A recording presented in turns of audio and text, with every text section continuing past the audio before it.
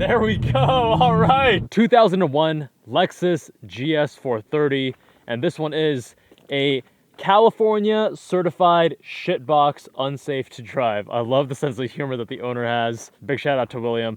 Now, this is powered by the 4.3 liter naturally aspirated V8. That's a 3UZ FE engine, making 300 horsepower at 5,600 RPM, 325 pound-feet at 3,400 RPM with a redline of 6,500. That's mated to a 5-speed automatic transmission, rear-wheel drive only, weighing in at 3,700 pounds, a 0 to 60 rated at 5.8 seconds, an original MSRP of $47,000. Nowadays, about 7 or 8K, maybe even 5 to 10K. The owner has put about 5K to 7K in mods. So in total, you're looking at roughly 12 to 16K if you wanted to buy something and get it set up just like this. We have double wishbone suspension in the front, multi-link in the rear, and in terms of mods, we have Megan Racing coilovers, front and rear Megan Racing sway bars, 3rd gen Lexus GS30 wheels, those are 18x8 with Yokohama Advan Sport AS Plus tires and 225 section width square, a Recaro SPG XL bucket seat, and the full mod list is down in the description as always.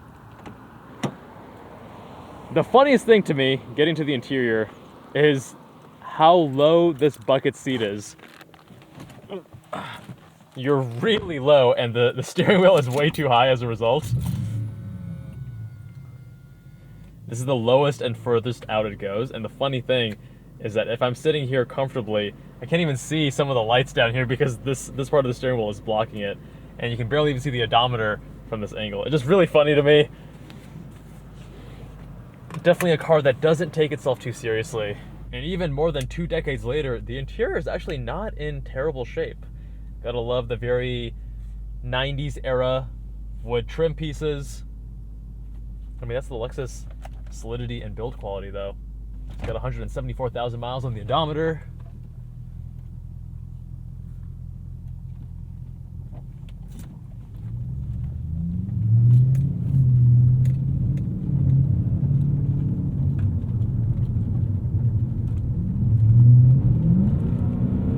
There we go!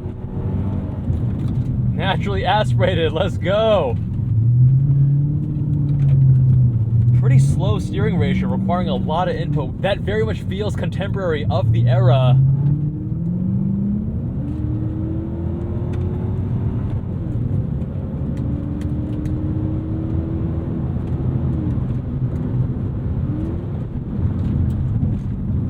Very smooth and linear power delivery. A little crashy with the initial impact. I mean, this is, as the owner called it, he called it broke college student spec. But man, I actually love driving cars like this because they're just entertaining and fun, and they don't take themselves too seriously. And you get this like this shaking when you brake it in the steering wheel. Wonder if it needs to. You're kidding. All these little interesting character flaws, right? You get hard on the brakes, the steering wheel is gonna shake and shudder, as well as over bumps.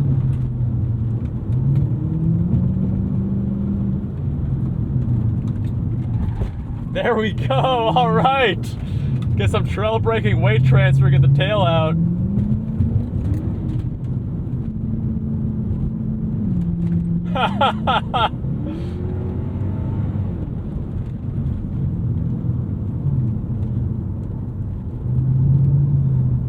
A lot of play to the wheel as well. Gotta really saw at it a bit to figure out what the front wheels are doing. Hydraulic power steering, and you're getting a little bit of feedback. Not too much though.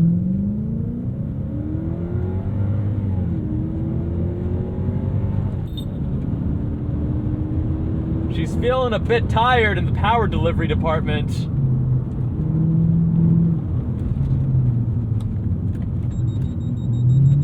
Not sure what this occasional beeping is. Now, there are no driving modes here, obviously. This is a GS, and this was not what it was designed for. It was not designed to have bucket seats.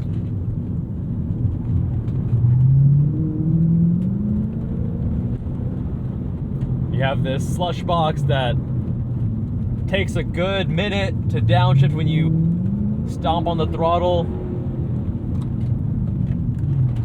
Brakes are actually nice and grabby, not overly so. There's a bit more travel as you would expect for a car like this.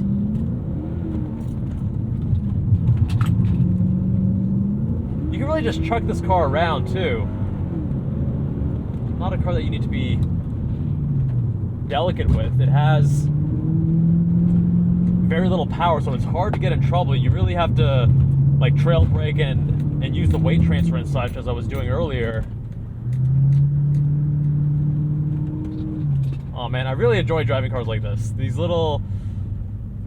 like older Japanese cars, especially Lexuses, and you know, the owners have fun with them, don't take them too seriously. But man, for 12 to 15K, this is a lot of fun.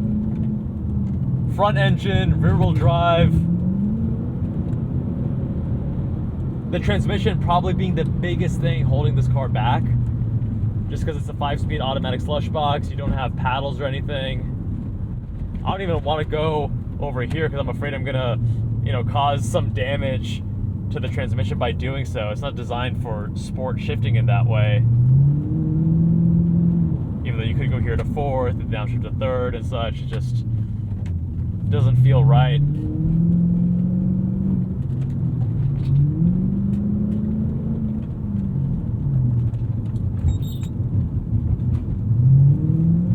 Coilovers, of course, as this is a budget build, you do have that little bit of crashiness, and also the chassis technology from that time was not as sophisticated, so you can feel a bit of flex in the chassis. It's not as rigid. Another underappreciated aspect of cars of this era is that they usually were lighter. Now 3,700 pounds is still no lightweight, but this feels far more, it actually does feel far more lightweight than more recent Lexuses, which are maybe only a few hundred pounds heavier. But even still.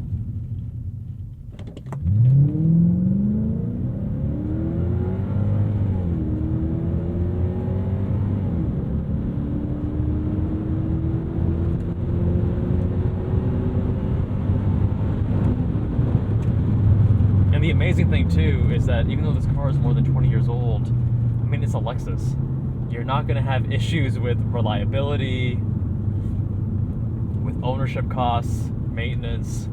For a budget build, I think this is actually very convincing. You may want to go for nicer coilovers if, I mean, depending on like your tolerance and your preferences for ride comfort and such. This is a little bit crashy, but again, budget build. The automatic transmission obviously has limitations, but if you're able to deal with that,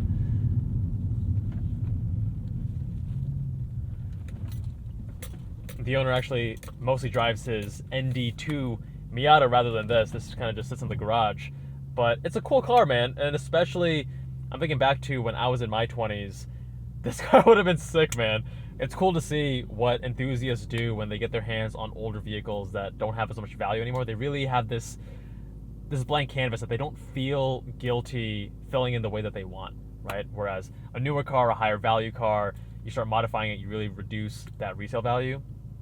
But with an older car like this, I think this was his parents' hand-me-down. He said, all right, cool, this is the car I got. I'm going to make the most of it. I'm going to make it my flavor, my twist, my spin on it.